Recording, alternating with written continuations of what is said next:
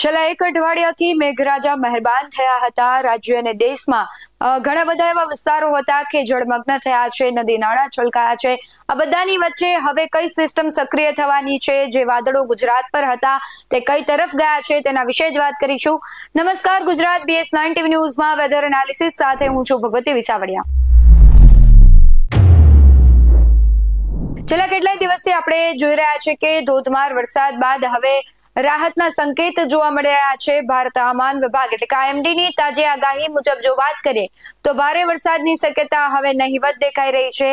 આજથી રાજ્યમાં ક્યાંય પણ ભારે વરસાદની આગાહી નથી.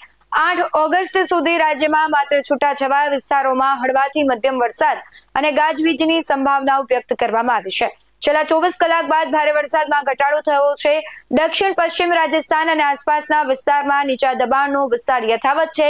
તેની સાથે સંકળાયેલા ચક્રવાતી પરિભ્રમણ લગભગ 5.8 કિમીની ઊંચાઈ સુધી વિસ્તરેલું છે.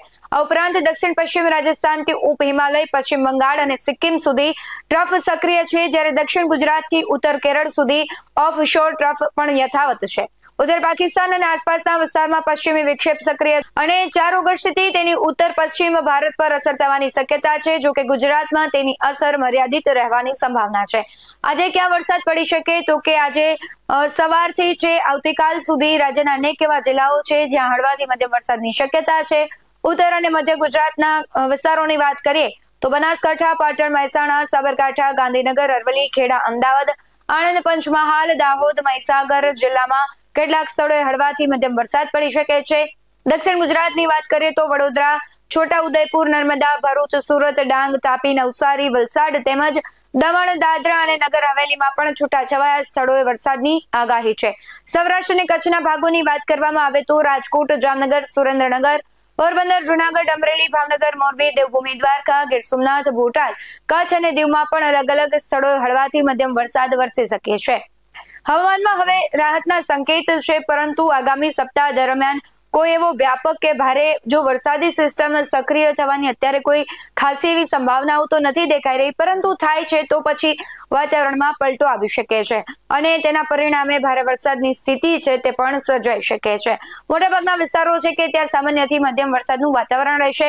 ગુજરાતમાં છેલ્લા કેટલાક દિવસોથી ખાબકેલા સાર્વત્રિક અને ભારે વરસાદ બાદ હવે રાજ્યમાં વરસાદનું જોર ઘટવાનું છે.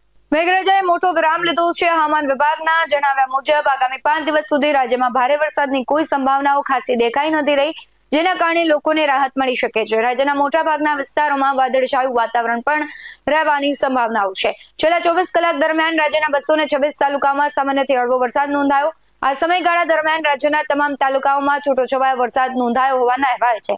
જોકે સૌરાષ્ટ્રના કેટલાક વિસ્તારોમાં હજુ પણ મેઘાવી માહોલ યથાવત છે, જેમાં રાજકોટમાં છેલ્લા 24 કલાકમાં સૌથી વધુ 2.72 ઇંચ જેટલો સારો વરસાદ નોંધાયો, જેનાથી વાતાવરણમાં ઠંડક પ્રસરી છે. હવામાન નિષ્ણાંતોના મતે આગામી દિવસોમાં રાજ્યભરમાં વરસાદનું જોર નબળું પડતા ખેડૂતો અને સામાન્ય નાગરિકોને રાહત મળશે. જોકે ભેજવાળા વાતાવરણ અને વાદળછાયા જે માહોલમાં ઉકળાટ પણ અનુભવાઈ શકે છે. વડોદરાની વાત કરીએ તો ડભોઈમાં થયેલા ભારે વરસાદ બાદ વઢવાણા સિંચાઈ તળાવમાં 70% વધુ પાણીની આવક થઈ છે. જોજવા ડેમમાંથી પાણી છોડાતા તળાવ ઝડપથી ભરાઈ ગયું હતું. ડભોઈ અને આસપાસના 32 ગામોની જીવાદોરી ગણાતા આ તળાવમાં છેલ્લા 15 દિવસથી પાણીનો અભાવ હતો, પરંતુ હવે પાણીના જથ્થામાં થયેલા વધારાથી ગ્રામજનો અને ખેડૂતોમાં ખુશીની લાગણી જોવા મળી છે. વરસાદ બાદ સર્જાયેલા મનમોહક પ્રાકૃતિક વાતાવરણને નિહાળવા માટે મોટી સંખ્યામાં સહેલાણીઓ પણ વઢવાણા તળાવ ખાતે પહોંચી રહ્યા છે. રાજ્યમાં છેલ્લા કેટલાક દિવસોની સરખામણીએ વરસાદનું હવે જોર ઘટવાનું છે અને જે પ્રમાણે ખેડૂતોની વાત કરવામાં આવે તો ખેડૂતો માટે પણ આગામી દિવસો સારા હોય તેવા એંધાણ દેખાઈ રહ્યા છે. જો તમારા વિસ્તારમાં વરસાદ છે તો તમે એ વિડીયો અમને અમારા WhatsApp નંબર પર મોકલી શકો છો. બાકી આવા જ વધુ અહેવાલો સાથે ફરી મળતા રહીશું. તમે મારી YouTube ચેનલને સબસ્ક્રાઇબ કરવાનું અને Facebook અને Instagram પર ફોલો કરવાનું ભૂલશો નહીં. બાકી અવનવી અપડેટ્સ મેળવવા માટે જોતા રહો BS9 TV ન્યૂઝ. નમસ્કાર.